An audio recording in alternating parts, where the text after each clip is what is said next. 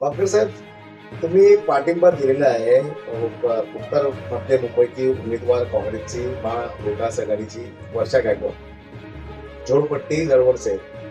कशाबद्दल आणि काय त्याची रूपरेखा आम्हाला पाठिंबा ह्यासाठी दिलेला आहे कारण की आम्ही जे काम करतो आहे, आमची जी चळवळ काम करते ही आज आम्ही 10-12 वर्षापासून काम करतो आहे.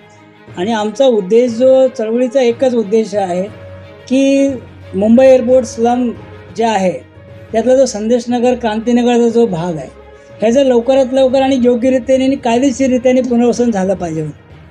पण ते मागील 10 वर्षात आम्हाला जो रिप्लाय मिळालेला आहे, आम्हाला जे अनुभव मिळालेला आहे तो अनुभव एवढा विचित्र आणि एवढा वाईट आहे.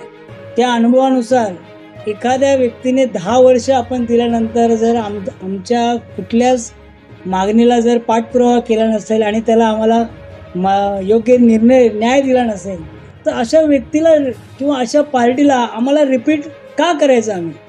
आणि जर काम केलं नसेल तर अशा पार्टीच्या उमेदवाराला आम्ही मतदाते म्हणून आम्ही त्यांना रिजेक्ट करतो हे आम्हाला दाखवणं खूप गरजेचं आहे.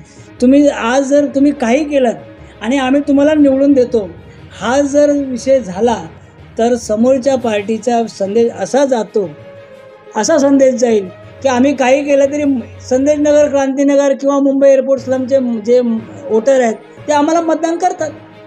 आम्हाला हा संदेश द्यायचा आहे की जर तुम्ही काम नसेल करत तर तुम्हाला आम्ही मतदान देणार नाही, तुम्हाला आम्ही निवडून देणार नाही. हा आमचा एक मेसेज आहे.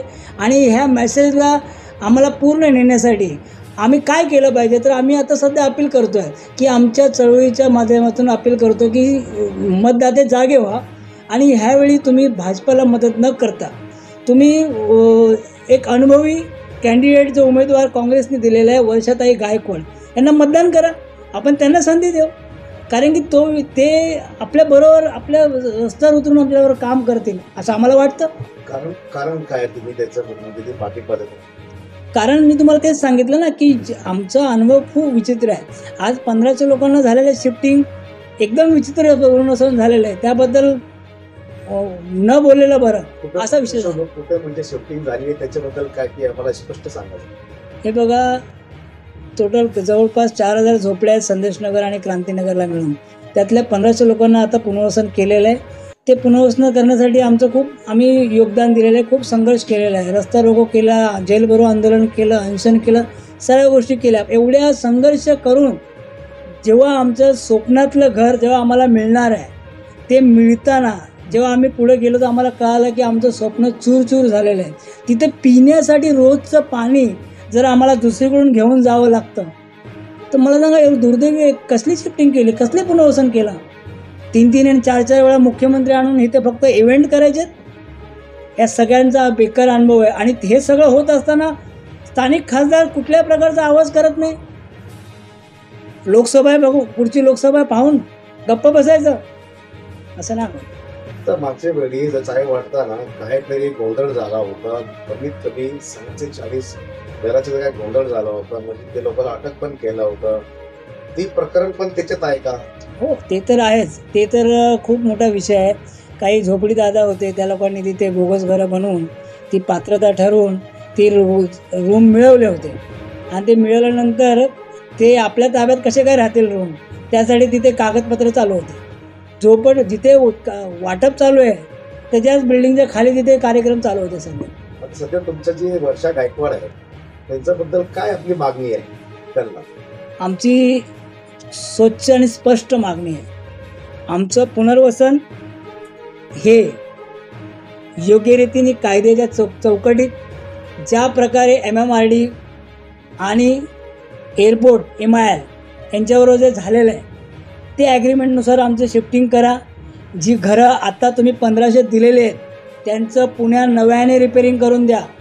आणि जे उर्वरित लोक आहेत जे तुम्ही मध्ये सोडलेली लोक आहेत ते का सोडलीत? गेल्या वेळी खासदार CMच्या हाताने 93 लोकांना चहा दिल्या, त्यांना घरं का नाही दिली? ते तर 1 नंबर प्लॉट आहे. तुम्ही 1 ते 6 प्लॉट उचलले, मग ते 1 नंबरमध्ये 93 लोकांना का नाही दिलं? कुठलंही उत्तर नाही यांच्याकडे, कुठल्या प्रकारचं उत्तर नाही. कागदपत्र व्यवहार केलाय काय? आम्ही भरपूर कागदपत्र व्यवहार आजही करत आहोत आणि उद्याही करणार. आमचं मागणी एकच आहे, आमचं योग्यरीत्याने आमच्या झोपडीधारकांना जी इच्छा आहे, ज्याप्रमाणे आम्ही मागतोय त्या प्रकारे आम्हाला पुनर्वसन करा.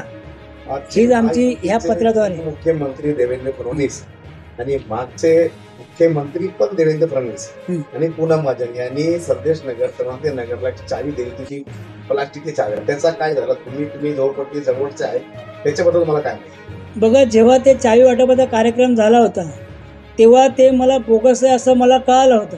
तेव्हाच मी त्या गोष्टीचा विरोध केला होता. पण मला थोडासा दबाव टाकून मला 151 केला. विनोबा भावे चौकीला मला इथून उचलून घेऊन गेले ते पूर्ण कार्यक्रम होस्तवर. तर ते सगळ्या गोष्टीचा मी विरोध त्यावेळी पण केला होता, कारण हे बोगस आहे. ठोस कुठलीही कारवाई न करता अचानकपणे MMRDचं सर्व काही कामकाज SRAकडे ट्रान्सफर करायचं, ही कुठलीच भूमिका संशयास्पद होती मला. आणि त्यावेळी मी स्वतःहून तुम्ही लोकसभेचं निवडणूक ठेवून बोगस चाय वाटल्या म्हणून त्यावेळीचे CM जे फडणवीस साहेब त्यांच्यावर FIR करा, अशी मी स्वतः मागणी केलेली DCPला. आता शेवटचा प्रश्न तुम्हाला, की आता तुम्ही फक्त हे आहे की तुम्ही वर्षा गायकवाडला झोपडपट्टी दरवर्ष करून पत्र दिलं, आणि पत्र म्हणजे समर्थक पत्र, ती पत्र दाखवायला सांगा शेवटचं. हे बघा, हे आम्ही जाहीर पाठिंबा दिलेला आहे. आम्ही आमची झोपडपट्टी संघटना ही 3,500 सदस्य आहेत. सर्व प्रत्येक सदस्यांना आम्ही विनंती केलेली आहे की परिवर्तन करा. परिवर्तन जर केलं नाही, अभ्यास न करता जर विद्यार्थी पास झाला तर यापुढे विद्यार्थी अभ्यास करणार नाही. अभ्यास करा आणि पास व्हा, हा साधा मेसेज आहे. म्हणून आम्ही सध्या वर्षाताई गायकवाड यांना समर्थन केलेलं आहे, पाठिंबा दिलेला आहे. आणि अभ्यास न करणाऱ्या भाजपाला ह्या सीटमधून वगळा, दूर ठेवा. लेकिन कहीं ना कहीं भाजपा जी आज चुनाव के ही वक्त इतना बड़ा डिसीजन, इतना बड़ा फैसला आज आपने लिए, इसके बारे में क्या कहना चाहोगे? देखिए, देखो, ये नेताओं से हम कुछ सीखते हैं. मुझे बताओ, ये इलेक्शन के ही पहले ये लोग मुद्दे बनाते हैं.